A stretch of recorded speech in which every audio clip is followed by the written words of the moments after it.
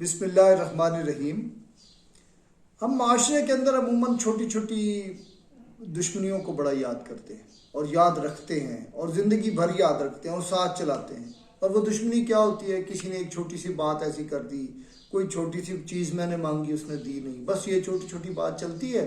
और फिर बात बढ़ते बढ़ते बढ़ते हम अपने बच्चों को भी कहते हैं पुत्र याद रखना ये साढ़े शरीक जी। तो मतलब इस तरह की दुश्मनियाँ होती हैं। लेकिन आज जिस दुश्मनी की मैं बात कर रहा हूँ या जिस दुश्मन की बात मैं आपसे करने लगा हूँ, ये वो दुश्मन है कि जब पहले इंसान यानी हज़रत आदम अलैहिस्सलाम इस दुनिया पर उनको पैदा किया गया, उस दिन से दुश्मनी जारी है। गोया आज हम जो बात कर रहे हैं, जिस कहानी की बात कर रहे हैं, वो हज़रत आदम अलैहिस्सलाम की पैदाइश है। अल्लाह ताला ने कुरान के अंदर इनका जिक्र किया है कि जब अल्लाह ताला ने इस आइडिया को फरिश्तों के सामने बयान किया कि मैं अपना एक नायब बनाने वाला हूँ। नायब तो आप समझते हैं ना, खलीफा, इसी का जिक्र है, इसी का नाम है सूरह बकरा के अंदर। तो फरिश्ते बड़े हैरान हुए क्योंकि उन्हें तो ये बात समझ आ गई नहीं कि खलीफा तो फिर एक बाइख्तियार मखलूक होती है जिसको अल्लाह ताला कुछ इख्तियार देगा, और फरिश्तों के पास तो ये इख्तियार नहीं है। फरिश्तों को तो अल्लाह ने जिस काम पे लगाया है वो उसी काम पे लगे हुए हैं। कोई सजदा कर रहा है तो सजदा कर रहा है, कोई क़याम कर रहा है तो क़याम ही के अंदर है, कोई रुकू कर रहा है तो रुकू जारी, वो थकते भी नहीं। तो उन्होंने अपने तौर पर एज्यूम किया कि अच्छा एक ऐसी मखलूक आने वाली है जिसको अल्लाह ताला बड़ा इख्तियार देगा। तो उन्होंने अपने एक अंदेशे और खदशे का इजहार किया। अल्लाह ताला वो तो फिर ज़मीन के ऊपर बड़ी खूनखारी और बड़े फसाद का मूजिब बनेगा जिसको अल्लाह तू इख्तियार दे रहा। तो फिर अल्लाह ताला ने वो बात की कि मैं जानता हूँ वो तुम नहीं जानते। फिर अल्लाह ताला ने हज़रत आदम अलैहिस्सलाम को पैदा किया और फरिश्तों के सामने, और फिर वो बड़ी जो आयत के अंदर वो तारुफ है ना कि अल्लाह ताला ने सारे असमा जितने नाम है, नाउन्स, वो सारे अल्लाह ताला ने इंसान को सिखा दिए। इसीलिए कहते हैं ना कि हर इल्म जो है ना वो नाउन की बेस पे होता है। वो फिजिक्स है, वो केमिस्ट्री है, वो बायो है, वो पीएचडी लेवल पे, उससे होगे उससे आगे जिस लेवल तक पर भी जो इल्म भी है वो सारे का सारा नाउन्स पे डिपेंडेंट है, इन्हिसार है उनका। इसीलिए कहते हैं ना कि हर इल्म अल्लाह का इल्म है। हज़रत आदम अलैहिस्सलाम को वो नाउन सिखाए और वो सारे असमा जब हज़रत आदम ने फरिश्तों के सामने बयान की तो फरिश्ते बड़े शर्मिंदा हुए। और फिर अल्लाह ने वो बात कही कि जो मैं जानता हूँ वो तुम नहीं जानते। और फिर अल्लाह ने फरिश्तों से कहा कि सजदा करो।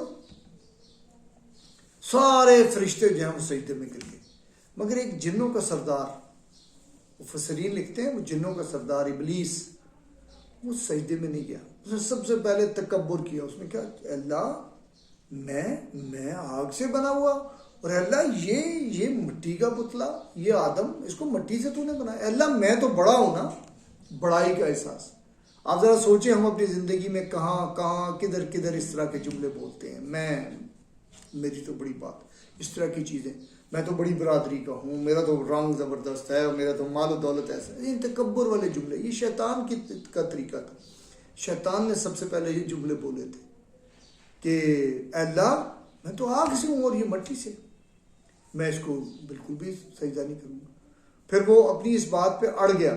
फिर अल्लाह से उसने मोहलत मांगी कि अल्लाह अब बस मैं ये आदम और इसकी औलाद में से जो मेरे हत्थे चढ़ा ना, अल्लाह तूने मेरे साथ अब अजाब का वादा कर दिया ना, मुझे बस मोहलत दे दी क़यामत तक, जब तक ये सारा तेरा प्लान है और इस दुनिया को तू कायम रखता है, इंसानों को कायम रखता है, मैं इनको तुझसे बागी बनाने के लिए बिल्कुल पूरी तरह तैयार भी हूँ और कोशां भी हूँ। ज़ाहिर अल्लाह ने उसको बहुत बड़ी सलाहियतें भी दे रखी, ऐसी सलाहियतें भी कि वो इंसानी दिलों के अंदर, सीनों के अंदर वसवसे पैदा कर सकता है। तो उसने अल्लाह से मोहलत मांगी और अल्लाह ने कहा हाँ ठीक है, जो मेरे बंदे होंगे वो तेरी बात नहीं मानेंगे, या मांगेंगे तो अगर कहीं गलती से हो भी गया तो पलट आएंगे, लेकिन जो तेरे फिर साथी होंगे वो तेरी तरह ढीठ होंगे, हटदरम होंगे, तकब्बुर वाले होंगे, वो बस तेरी बात मानेंगे। अब गोया दो महाज बन गए, एक अल्लाह के बंदे हज़रत आदम अलैहिस्सलाम और एक उनके मुकाबले में शैतान ने अपना महाज खड़ा कर दिया। हज़रत आदम अलैहिस्सलाम की ज़िंदगी का जब आगाज़ होता है और वो तो उनके साथ उनकी बीवी अम्मा हवा, उनको भी तख्लीक किया जाता है।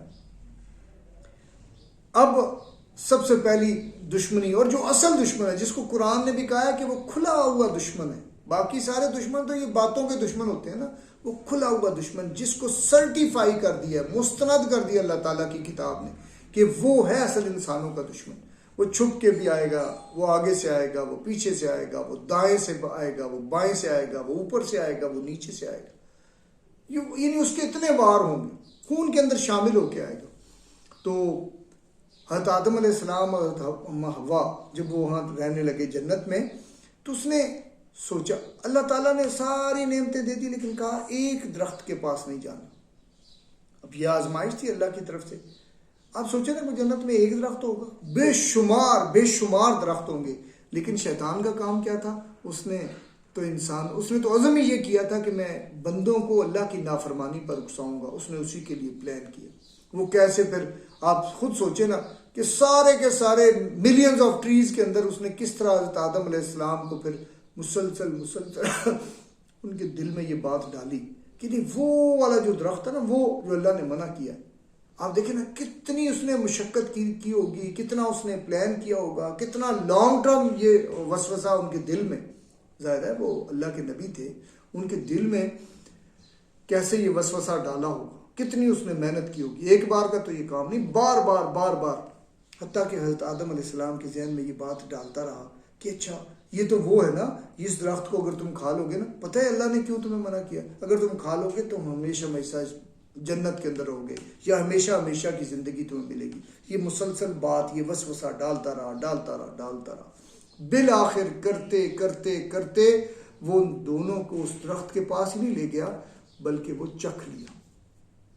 अब आप देखें इंसान का रवैया क्या था। ऐसा नहीं है कि इंसान से गलती नहीं होगी। अल्लाह ने कुरान के अंदर ये मिसाल जो दी है ना, एक तो बात ये समझने वाली है कि शैतान मुसलसल दुश्मनी करता है। वो एक प्लान में नाकाम होगा, वो दूसरा प्लान इख्तियार करेगा, वो दूसरा प्लान में नाकाम होगा, तीसरा, चौथा, पांचवा, उसके पास प्लान्स की कोई कमी नहीं।